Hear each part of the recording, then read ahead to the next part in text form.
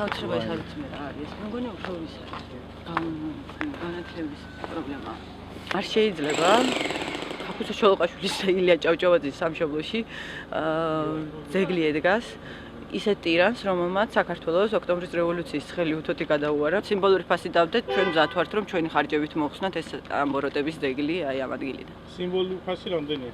ჩვენ რაღაც 600 ლარი დავდეთ, რომ შინ ოდესაც 1000 ლარი იყო მოთხოვნილი. 1000 ლარზე იყო ტენდერი გამოცხადებული, მაგრამ ჯდება გაცილებით მეტი. ეს იყო ტენდერის პირობებში, რომ 31-ში უნდა განხორციელებულიყო, თორემ მესარ მეხალისება ახალი წლის წინა დღეს ამის კეთილში ჩამოსვლა. მე ვესწრები ამ ღონისძიებას, ამ ამბავს, როგორც საქართველოს მოქალაქე, რომელსაც გული შეესტკივა, უბრალოდ მოქალაქე, რომელსაც გული შეესტკივა თავის ქვეყანაზე და იმ სიბნელეზე, რომელიც გაბატონებულია ჩვენს ქვეყანაში ამ კაცის იდენტობასთან, ამ კაცის ფენომენთან დაკავშირებით. მომავალ თაობას დაუტოვოთ ქვეყანა, რომელიც თავისუფალი იქნება ამ ჭირისა. ყველა ძეგლი უნდა მოშორდეს, რაც კი საქართველოში. ის ირონია, რომ ეს ხალხი ეს კაცი და ეს ძეგლი აქ დგას როგორც საქართველოს ერთიანობის და თავისუფლების სიმბოლო არის ძალიან დიდი ცინიზმი.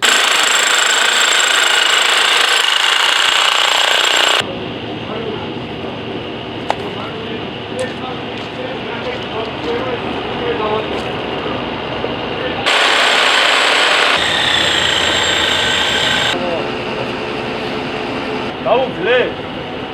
დაუძლე?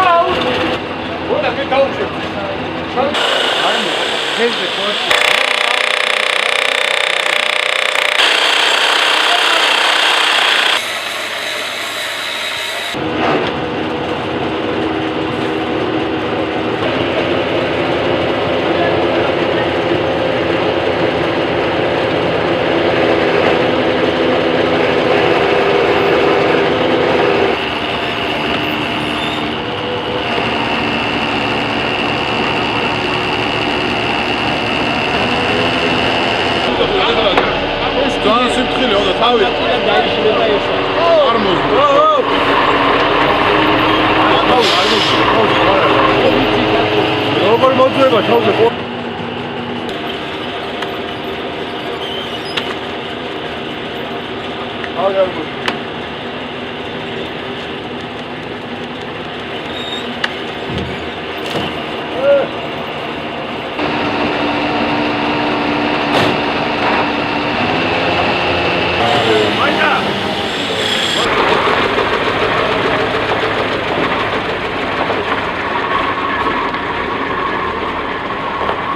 არ შეიძლებოდა ამის გაკეთება.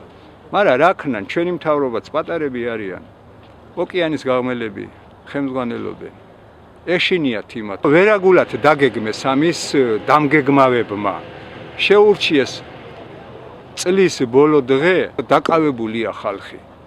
ხო, გადმოვრეკე რამე ამბავი და ყველა დაკავებულია. მე დავრჩი ეს ერთი უსაქმური კაცი და ამოვედი სტალინის ძეგლის დასაფიქსირებლად.